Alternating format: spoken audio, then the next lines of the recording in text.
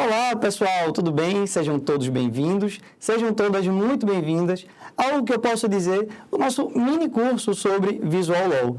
Deixa eu me apresentar aqui rapidamente, antes da gente entrar, esse cursinho aqui que eu vou falar com vocês sobre questões teóricas e práticas sobre o Visual Law para você utilizar de fato aí no seu dia a dia. Então, meu nome é Pablo Medeiros, eu sou advogado atuante aqui no estado de Pernambuco, na área civil, com ênfase em direito das famílias. Eu sou mestre em direito processual pela Universidade Católica de Pernambuco. Também sou especialista em direito processual pela PUC de Minas. Também sou membro do Instituto dos Advogados de Pernambuco, secretário da Comissão de Direito de Família aqui da OAB de Pernambuco e professor de processo civil e direito civil em graduação e pós-graduação.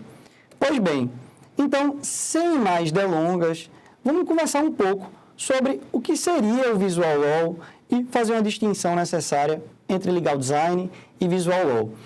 De fato, o Legal Design, a gente pode dizer que é uma coisa muito mais ampla, porque vai envolver direito, design e tecnologia aplicado nos mais diversos âmbitos.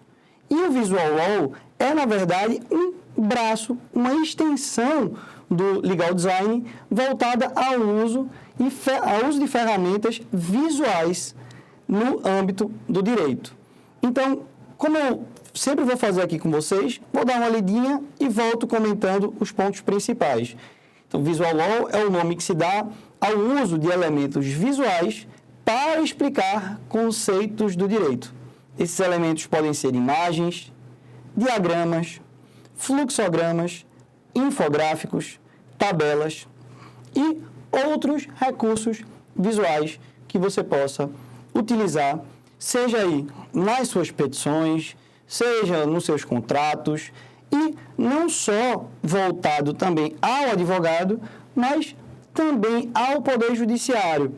E quando eu falo de utilizar pelo advogado, eu não falo necessariamente no uso dessas ferramentas do Visual Law em processos judiciais. Até mesmo é possível se utilizar dessas ferramentas em âmbito empresarial, com uma assessoria jurídica. A gente vai conversar sobre tudo isso ao longo do nosso encontro, né? Então, diferente dos tradicionais textos que nós estamos tão habituados no nosso dia a dia, né? A premissa do Visual Law é criar uma conexão do direito com o design e as tecnologias visuais para garantir ou utilizar como uma ferramenta mesmo buscando clareza, objetividade e coerência. Então, o que é que pode ser feito para melhorar a experiência, não minha, mas do outro? Simples, a gente vai aí se utilizar do direito, mais design, igual a melhor experiência e melhor compreensão de quem está do outro lado. Então, por que o Visual Law se tornou uma tendência? Aí eu trouxe aqui algumas coisas para a gente conversar, né? A gente tem a premissa muito conhecida, né? Uma imagem vale mais do que 1000 palavras. E os seres humanos têm uma capacidade incrível de lembrar de imagens. Então, apresentações com recursos visuais acabam também sendo mais persuasivos.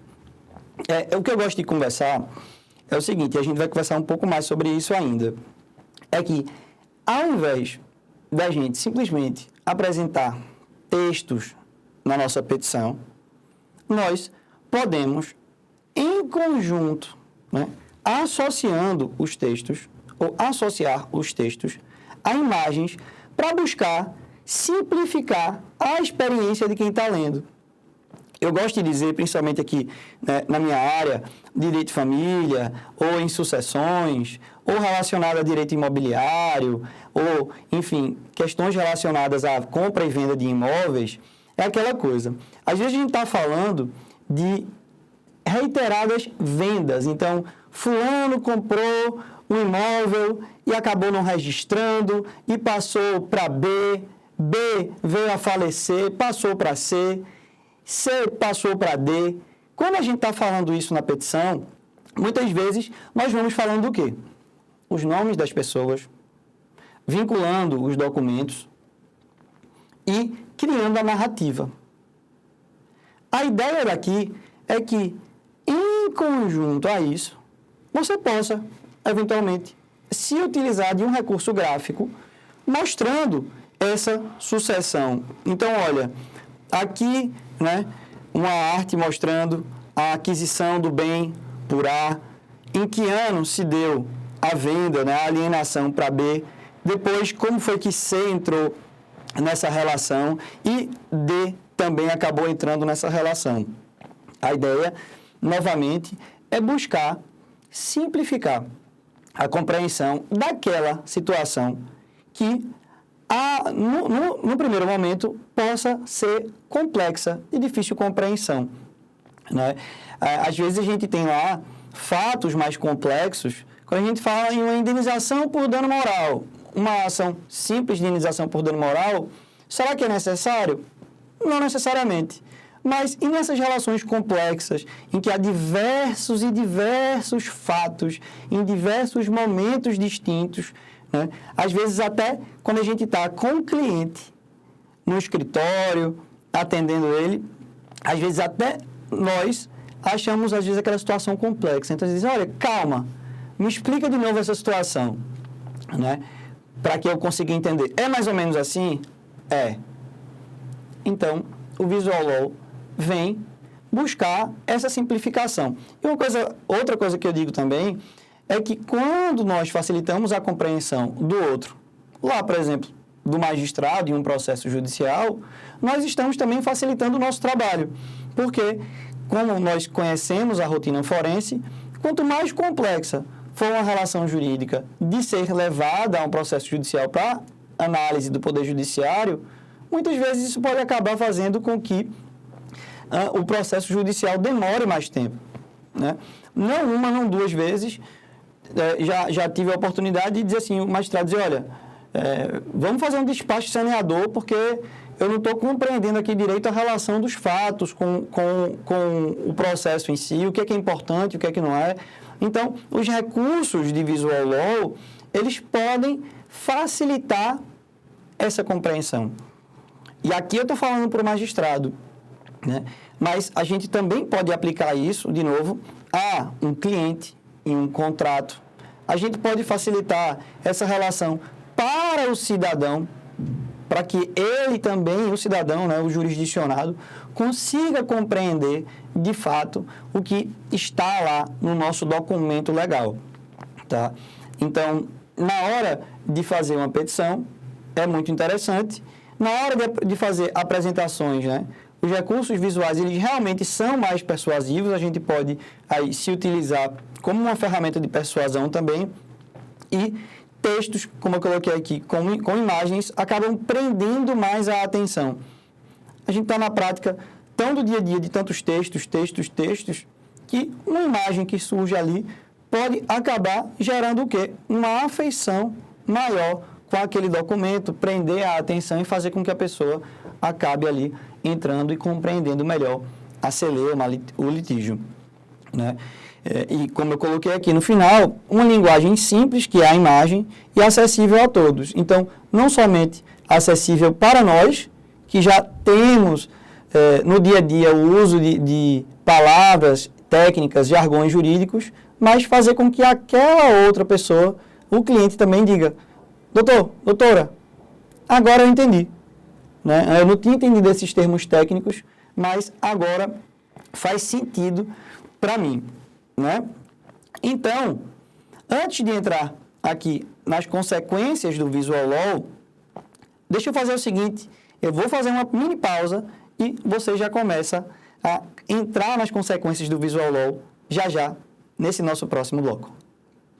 Pois bem, então, passando aqui para as consequências no uso do Visual Law, nós temos a humanização da advocacia como eu estava falando, todos os atores envolvidos, parte, seus advogados, o magistrado.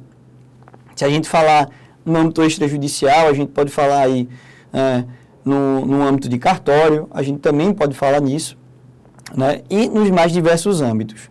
A gente fala em uma facilitação, com certeza, do acesso à justiça, porque viabiliza, né, que as partes, a partir dessa compreensão, possam ter suas tutelas de uma forma mais simples e direta, ter uma tutela eventualmente deferida. A gente sabe que o Código de Processo Civil fala que o acesso à justiça, ele se compreende não somente com bater na porta do Poder Judiciário e acessá-lo, como também ter uma resposta efetiva de mérito. Então, tudo que buscar facilitar o acesso à tutela, a gente também pode falar, sim, em uma facilitação do acesso à justiça. Sem sombra de dúvidas, eu posso fazer essa marca, fazer essa anotação de que gera uma aproximação entre o cliente e o advogado, né? Reiteradas vezes, eu tive a oportunidade de dizer assim, doutora, eu não entendi muito bem, eu li, mas não entendi, só pode me explicar, né? Várias vezes eu lá fiz desenhos na hora do atendimento. Então, olha, vai acontecer mais ou menos isso. O que é um agravo? Um agravo acontece quando eu recorro da decisão do juiz e vai subir para um outro órgão, que é o tribunal. Então, mostrar mesmo, né? Então, gera uma comunicação e essa comunicação gera uma ligação. Como eu falei, é possível que isso viabilize na celeridade dos processos e a facilitação da compreensão. Pergunta rápida: você acha que o uso do Visual Law pode reduzir o litígio quando usado por grandes empresas? O que é que você acha? De novo, o Visual Law pode reduzir litígio quando utilizado por grandes empresas? Antes de entrar, eu queria dizer o seguinte, né? A classe, de modo geral, nossa, a qual eu me incluo também, da advocacia, é, de modo geral, conservadora com o uso de novas ferramentas. Então, quando a gente fala em Visual Law, não é difícil escutar, dizer, olha, totalmente desnecessário, um bom texto ainda supre qualquer tipo de situação. Um bom texto dispensa qualquer tipo de imagem, né? Mas eu estou falando aqui, despindo a nossa classe desse tipo de comportamento, porque se é uma ferramenta que, de novo, não necessariamente vai, mas pode facilitar a busca pelo bem jurídico da vida, né? Pelo bem da vida que eu estou lá naquele processo judicial, será que não vale a pena? Né? Se tiver 10%, 5% de chance de facilitar a compreensão do magistrado, será que já não vale o meu uso? E aqui falando, nem de processo judicial, mas como eu estava dizendo aqui na pergunta, no uso por grandes empresas para tentar reduzir litígio. Bom, eu tenho um caso que eu vou trazer mais para frente para você analisar aqui comigo e trazer essa resposta. Vá refletindo sobre isso, tá? Deixa eu trazer aqui para você o laboratório de Stanford. Basicamente, foi um sistema criado pelo laboratório da Universidade de Stanford para ajudar os clientes a entenderem como está o seu processo junto aos advogados e os seus escritórios de advocacia. Então, basicamente, criou-se uma plataforma em que o cliente, ao invés de buscar sempre ali um parecer lá do advogado, como é que está o meu processo, a quantas anda, né? Criou-se uma plataforma em que o cliente vai poder acessar essa plataforma totalmente, né, guiado pelo site e ter acesso às informações atualizadas sobre despachos, sobre, enfim, atualizações, como é que está o processo, se teve alguma movimentação. Então, isso, por exemplo, já criou ali uma facilidade no cliente de entender como é que está o processo, porque a gente sabe que isso gera angústia, né? É uma dor, de modo geral, dos clientes, saber como é que estão os processos, e também, por boa parte, tira das costas, né, do advogado esse atendimento, às vezes ali, digamos, semanal, de dizer como é que está andando o processo, às vezes não teve nenhuma atualização, o cliente conseguia lá, através desse sistema criado ter acesso e conseguir ter a compreensão de como é que estava andando lá o processo dele. Tá? Uso de Visual Law em sentenças e através de resumo ilustrado. Então, vê essa notícia que eu trouxe aqui. Juíza, né, simplifica sentenças e envia resumo ilustrado no WhatsApp. Foi chamado de projeto #simplificar e transforma as sentenças homologatórias em pequenos resumos didáticos enviados pelo WhatsApp às partes do processo. Essa aqui é uma notícia, né, datada de 2021 e você consegue verificar aqui ao lado a imagem enviada pelo juiz. Então, a gente tem aqui, né, o resumo da sentença, interessados, mostra as partes. Número do processo, objeto da ação, foi uma ação aí de divórcio consensual mais partilha. E também tem uma linha do tempo. Então, quando foi o início do relacionamento, quando foi datado o casamento, após isso, a constituição do patrimônio pelo casal e quando houve a dita separação ou divórcio, né? Mas para a parte compreender ali de fato quando é que foi a separação. Isso, se a gente pensar que boa parte dos clientes da Justiça Comum Estadual, principalmente aquela, né, não só assessorado pelos escritórios de advocacia, mas também pela Defensoria Pública e, às vezes, até naqueles sistemas pré-processuais do Sejusc, até também assessorado pelos núcleos de assistência jurídica das faculdades, se a gente verificar esse público, nós vemos que grande parte dessa clientela, digamos assim, são pessoas hipossuficientes, pessoas ali que não têm uma compreensão de processos judiciais. Então, isso aqui auxilia demais na compreensão. Com certeza, foi um projeto que se utiliza e aplica diretamente o Visual Law e que foi utilizado, olha só, não pela advocacia, mas pelo próprio Poder Judiciário, buscando aí facilitar a compreensão do jurisdicionado. Vamos passar para falar aqui de um acórdão. Esse acórdão está aqui, foi utilizado pelo TRT da 6ª Região, também se utilizando de Visual Law. Então, a gente tem aqui, olha, processo número X, né? Recorrente e recorrido, procedência, de onde é que veio o processo, então indica a vara de origem, quem foi o relator, nesse caso, o relator foi o desembargador Sérgio Torres Teixeira, né? E o resumo do acórdão tem lá, relatório dispensado, pressupostos processuais e tem um check, um ok, né? Uma confirmação de que os pressupostos processuais foram atendidos. Aí, olha, principais argumentos apresentados. Então, o reclamante teve aqui o deferimento da multa de 50% previsto no artigo 467 da CLT por falta do pagamento do aviso prévio indenizado.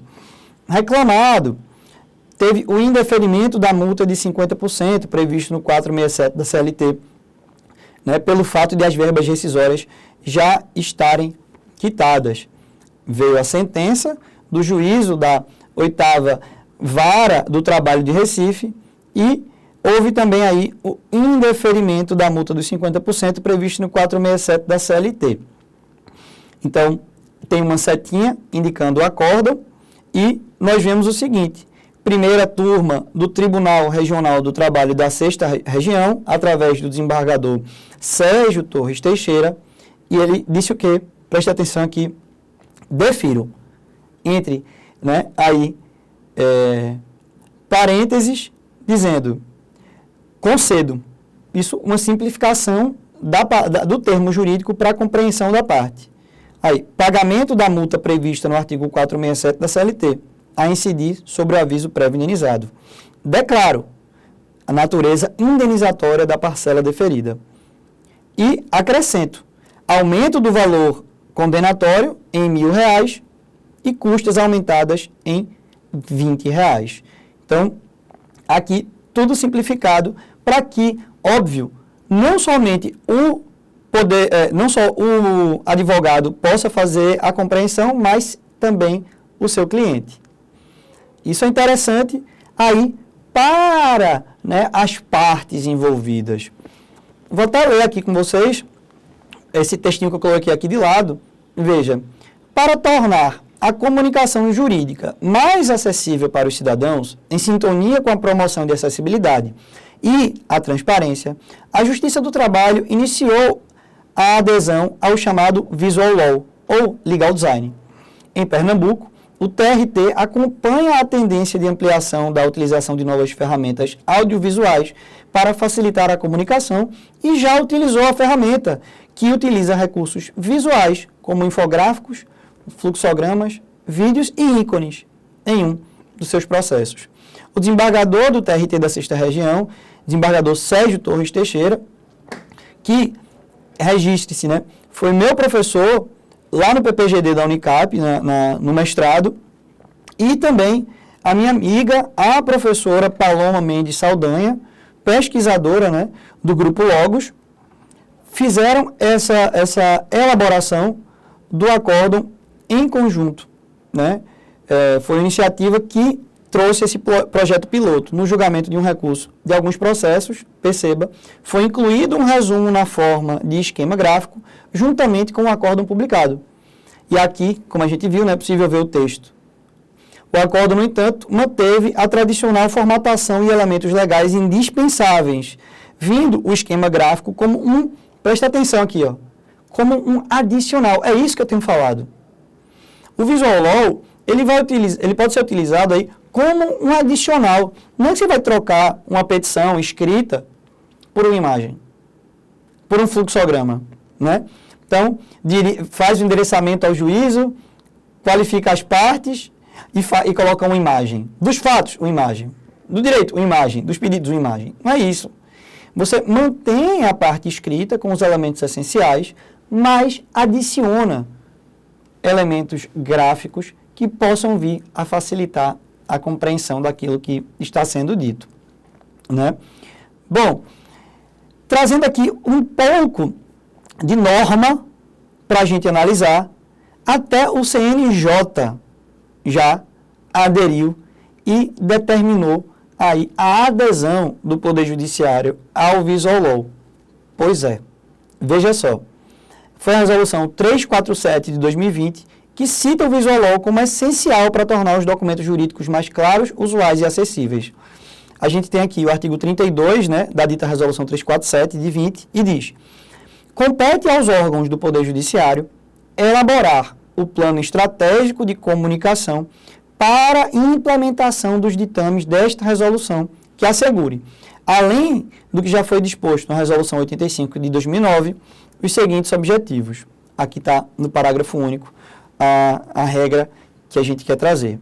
Veja, sempre que possível, dever-se-á utilizar recursos de Visual Law que tornem a linguagem de todos os documentos, dados estatísticos em ambiente digital, análise de dados e dos fluxos de trabalho mais claros, usuais e acessíveis.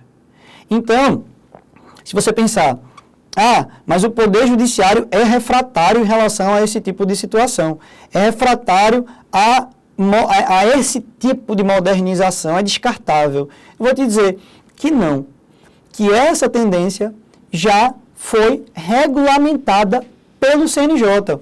Então, se você quiser mencionar, inclusive, isso nos seus documentos legais, você pode, inclusive, colocar, né?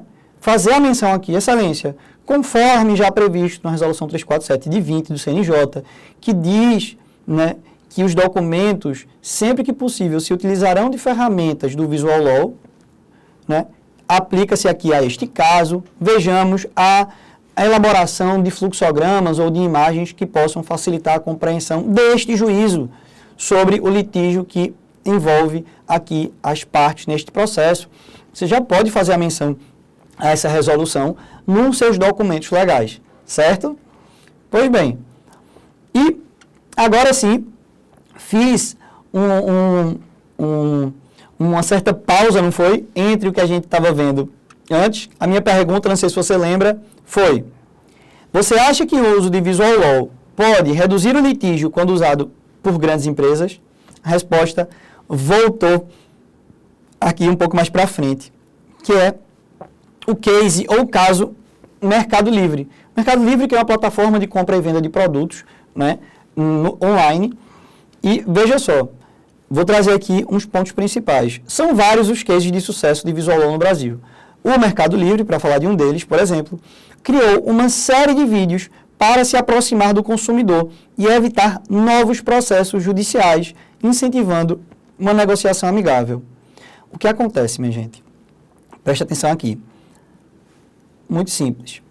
Antes, os clientes, quando tinham algum tipo de problema em uma compra e venda na plataforma do Mercado Livre, muitas vezes buscavam lá os seus escritórios, né, os seus advogados de confiança e judicializavam demandas.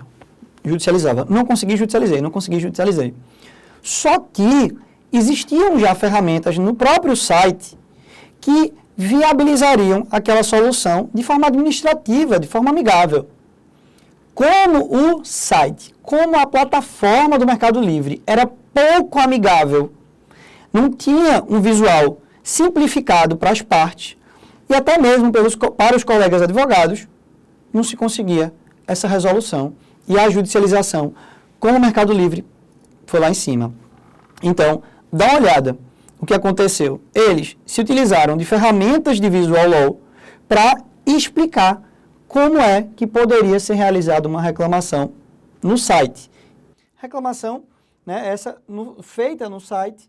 Então, de novo, essa relação com a plataforma e com seus usuários se tornou mais amigável, explicando como é que a parte poderia chegar lá e dizer: olha, tive um problema. O que é que você faz se tiver um problema? Vem aqui, faz isso, a gente abre um tipo de disputa e depois busca essa solução sem ser um processo judicial. Aí, olha só esse dado que interessante. Antes da iniciativa de Visual Law, 40% dos clientes não faziam sequer contato antes de entrar com um processo judicial. É muita coisa. Com a estratégia do Mercado Livre, a empresa conseguiu obter um índice de desjudicialização. Esse índice é um índice, assim, que eu posso registrar surreal, apesar de que é real, né, de 98,9%. Ou seja, uma parcela mínima de clientes entrou na justiça, obtendo a solução do problema de maneira mais simples e rápida, tendo seu direito assegurado. Então, a gente teve, óbvio, aí uma facilidade para o consumidor e uma economia direta para a empresa. Então, veja que aqui a gente está falando em desjudicialização, né, em se evitar a litigância, e está falando em economia também para os clientes corporativos. Então, isso também pode ser apresentado para as empresas que sofrerem dessa situação, né? Bom, então passando aqui para mostrar o uso também dentro de um processo. De novo, o layout, a forma como isso vai ser apresentado é muito individual. E já eu volto com uma crítica também relacionada a esse tema, né, para a gente poder refletir. Mas eu trouxe aqui um exemplo, né? Então, aqui tem, olha, por exemplo, fases do relacionamento. O namoro, e aqui lá embaixo tem os anos, tá? Você está vendo aí 2014, 15, 16, 17, 18, 19, 20. Então, fases. O namoro veio de começo de 2014, passando para lá 2015. Depois disso, união estável, começando em meados de 2015 e avançando ali em concomitância com o noivado, que aconteceu em 2018, né? E se encerra a união estável, né? Na verdade, se transforma ela em casamento a partir ali um pouco antes de 2020, no final de 2019. A gente tem alguns eventos importantes, como o nascimento do filho, lá no começo de 2014, e o nascimento de uma filha lá no meio do ano de 2016. Bens do homem, nenhum. Bens da mulher antes da união estável, né? Bens da mulher antes da união estável, ainda no namoro, comprou um apartamento, comprou um carro. Se a gente for ver os bens em conjunto, então nós temos a compra do imóvel já na vigência da união estável e a compra de um carro também na vigência da relação. Veja, isso aqui é só um exemplo, né? Para demonstrar aí como pode ser utilizada essas ferramentas de Visual Law num processo judicial, mostrando aí os marcos temporais, certo? Aqui tem algo, né, falando sobre o uso de QR Code. Lá no nosso escritório, nós já utilizamos reiteradas vezes o uso de QR Codes em petições para fazer despachos virtuais, para falar de alguns pontos controvertidos principais em uma petição. Mas eu vou ler aqui com você essa notícia e volto comentando, tá? Então, advogado usa QR Code em petição para facilitar a comunicação com o juiz. E lá vai, né? A tecnologia pode ser uma grande aliada e facilitar a vida dos advogados e juízes, né? Então, aqui determinado escritório inovou e incluiu um QR Code na petição protocolada. Se você ver aqui na imagem, né, tem aqui lá o endereçamento da petição, o QR Code e uma breve explicação em cima. Então, só explicando, né? O que é o QR Code? O QR Code é uma espécie de código de barras que pode ser escaneado por câmeras de celulares por meio de um aplicativo. Hoje, não mais se precisa de aplicativo, a maioria dos celulares, quando você liga a câmera e aponta para o QR Code, já aparece um link clicável, né? Você clica e ele remete aquele documento na internet. Então, é como se fosse ali viabilizar, através do QR Code, o acesso a um documento que não está no papel, está na internet. Então, só para explicar para vocês, tenho certeza que vários já usam, mas aos que não utilizam, como é que a gente faz? Muitas vezes, isso lá no escritório.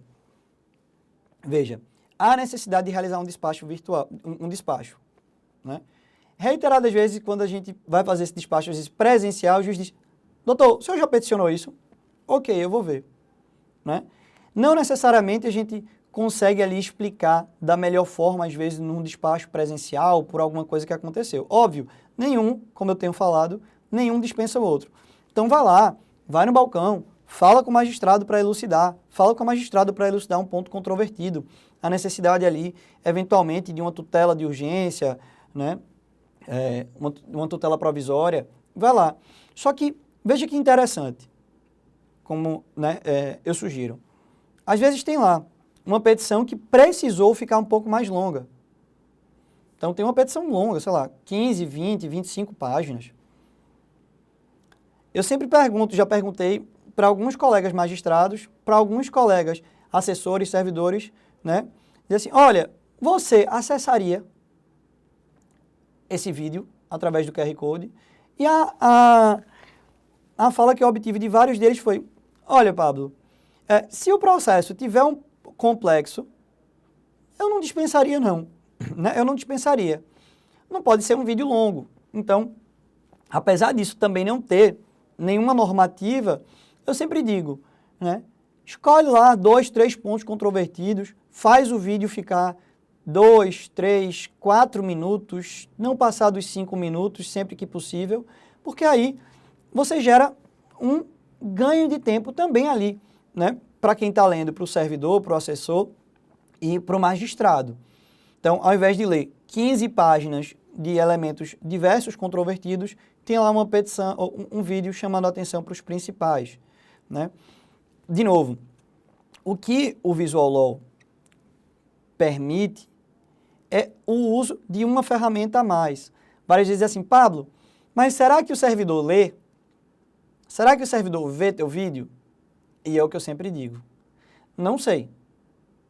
Mas não custa nada para mim fazer a gravação desse despacho, fazer a gravação dessa explicação, se de alguma forma isso puder acelerar o meu objetivo com aquele processo. Então não me custa, não é um peso, né? Se eu fizer em 10 vezes, em 9 vezes não forem lidas, mas em uma delas for lida e através daquilo eu conseguir a tutela, para mim, valeu a pena, né? E como é que você pode fazer a gravação? Há diversos sites, diversas plataformas. Você pode fazer a gravação com o seu celular, né? Colocar um vídeo, gravar e depois colocar em uma plataforma como o YouTube, que tem uma apresentação super amigável. Então você coloca lá, cria uma conta no YouTube. Quando você for colocar o seu vídeo nessa plataforma, você tem a opção lá, porque ele não vai ficar público, então tem a opção público ou acessar apenas através do link. Você coloca acessar apenas através do link. Então, aquele vídeo vai ficar adstrito ao processo. Isso é uma das situações, tá? Um outro ponto é que eu acredito que essa forma de despacho é muito mais republicana do que, por exemplo, um despacho presencial. E eu te digo o que é que eu acho isso. Veja, quando a gente está lá, né, despachando de forma presencial, é interessante, a outra parte não está. A outra parte não estando, várias são as varas em que você é atendido pelo magistrado na frente de todos os servidores, né, para que traga lá, digamos, um certo controle sobre aquele despacho. Em que sentido?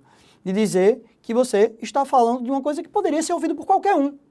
Ora, se você vai despachar com o magistrado, qualquer um poderia escutar, despacha aqui na frente de todos.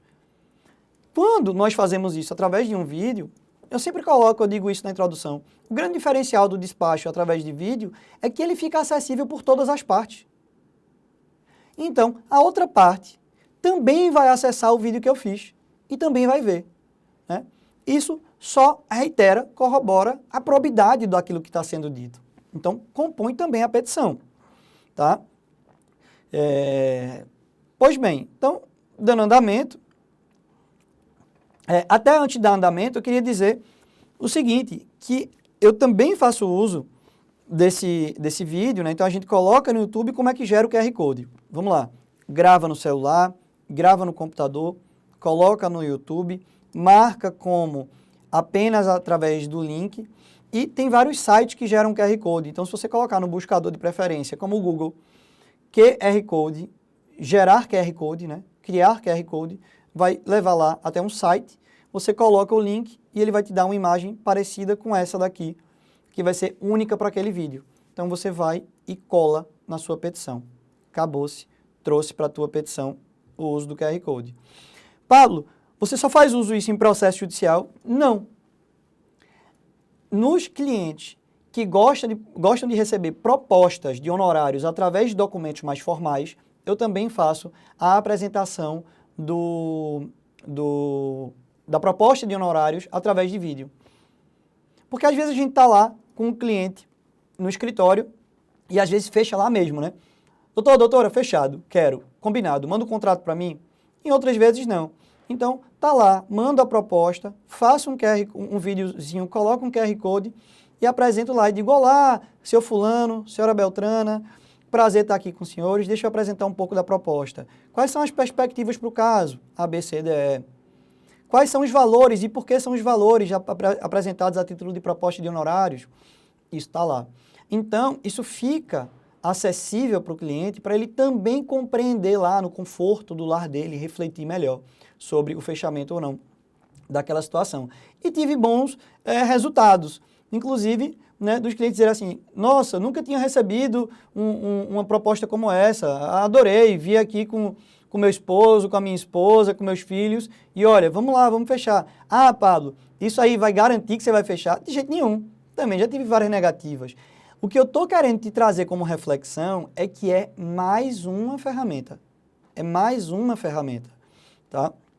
Isso é Visual Law aplicado não a processo judicial, mas a estratégias também, né, de fechamento de causas para o seu escritório, tá? Bom, então, receios no uso do Visual Law.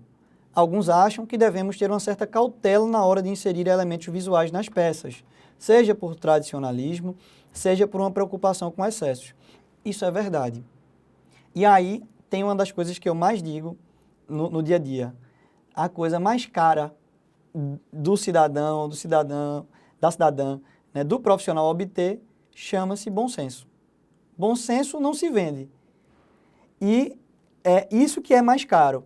Então, é um uso estratégico do Visual Law. Então, você não vai, de novo, transformar a petição toda em uma imagem. Mas, naquele ponto que você diz, esse ponto é o ponto controvertido. Esse ponto é o ponto que é chave aqui na compreensão do processo. É esse ponto aqui que eu quero elucidar. Ótimo. É nesse ponto que você faz uso do Visual Law. É nesse ponto que o Visual Law vai entrar como um diferencial. Então, realmente, né, o uso com cautela dessas ferramentas é recomendável. Mas, de novo, não é o não uso, é o uso com cautela, né? Aí a crítica que eu tinha falado, né? Há uma falta de padronização dos documentos jurídicos e esse é um grande receio, né? Então, qual é o tipo de imagem que vai ser feita? Olha, realmente não há uma padronização. Mas, se eu puder te dizer, a elaboração das petições, né? Existe uma padronização geral dos fatos, do direito do pedido, dos elementos principais que tem que ter, mas a forma de redação é individual de cada advogado, de cada advogada, de cada juiz, de cada juíza, de cada escritório na hora de elaborar o seu contrato. Isso é individual. Então, a gente está aqui trazendo essa individualidade também para o caso, também para o processo, também para a tua petição, também para o teu documento jurídico, qualquer que seja ele. O que eu diria é fazer esse filtro através aí realmente da cautela no uso dessas ferramentas. Mas, de novo, o uso com cautela, mas também o seu uso. Tem que usar, né? Bom, aí uma outra coisa. Nossa, será que é preciso contratar um profissional de design para colocar o Visual Law em prática no meu escritório? Será que é necessário ter uma pessoa só para isso? Olha, aí eu vou dizer, vai depender do porte do teu escritório, né? Se seu escritório é pequeno, você atua de forma autônoma, né? Médio, é possível lá que os próprios advogados ou você próprio vá se utilizando dessas ferramentas para incluir. O uso com bom senso também, né? Não vai exigir tanto de você. Sempre no começo é um pouco mais difícil. Mas quando você se afeiçoar ao uso das principais ferramentas, vai ser algo tranquilo também para você. Então, por isso que eu coloquei, não necessariamente, o uso do Canva e do PowerPoint pode ajudar no início. O Canva, basicamente, é um aplicativo para celular e um site também. Você pode usar ele tanto no seu computador como no seu celular. De modo geral, o uso através do computador é mais amigável, é mais fácil. Então, lá no Canva, você pode utilizar essa plataforma de maneira gratuita e utilizar ferramentas gráficas, símbolos, né, letras, gráficos.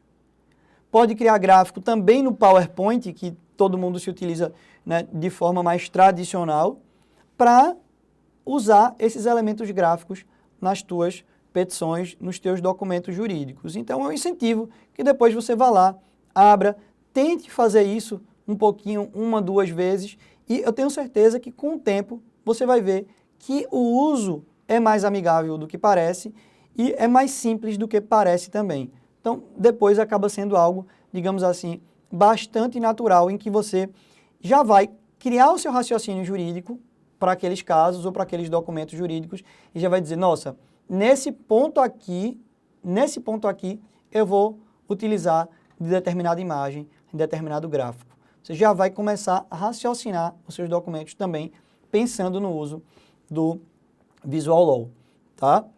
Bom, então, pontos principais a serem levados em consideração. Vamos conversar.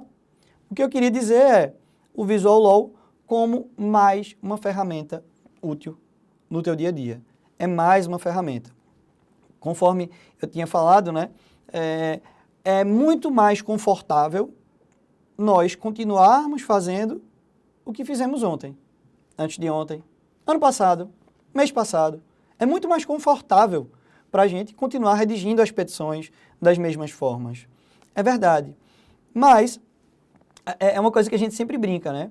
Advogado ou profissional do direito que não gostar de estudar e de se atualizar não é um profissional do direito, digamos, que merece estar lá no mercado, porque assim como sempre tem decisão do STJ que implica nos nossos casos, decisões do STF que implicam nos nossos casos, dos próprios TJs, dos próprios TRFs, a gente não se atualiza em relação a isso, né? Então, o que é que custa nós nos atualizarmos também com relação aos usos dessas ferramentas gráficas? Bom, então, minha gente, eu queria finalizar esse encontro nosso. Eu espero que aqui tenha sido um encontro que você tenha atinado para a importância do uso, né, do Visual Law como aí um braço do Legal Design que vai utilizar desses elementos gráficos no nosso dia a dia, como eu falei, em petições, em documentos privados, no uso para empresas, como já vem sendo bem recebido pelo Poder Judiciário, inclusive o CNJ já trouxe uma resolução sobre o tema, e que você eventualmente comece a aplicar isso no teu dia a dia e você vá percebendo e verificando se trouxe algo aí de diferente para a sua petição, se transformou ela numa petição, num documento mais amigável, tanto para o Poder Judiciário como para o seu cliente. Bom, qualquer dúvida, eu estou à disposição, seja na minha rede social, no Instagram, @medeirospablo, no e-mail, professorpablomedeiros@gmail.com. E, falando de Visual Law, se eu não fosse utilizar aqui no QR Code, no finalzinho, não adiantava de nada. Então, se você tiver com seu celular e quiser ir direto lá para o meu Instagram, aponta a tua câmera para esse QR Code e me segue lá. E, por favor, eu estou à disposição para qualquer dúvida que você venha a ter. Um abraço grande e até a próxima.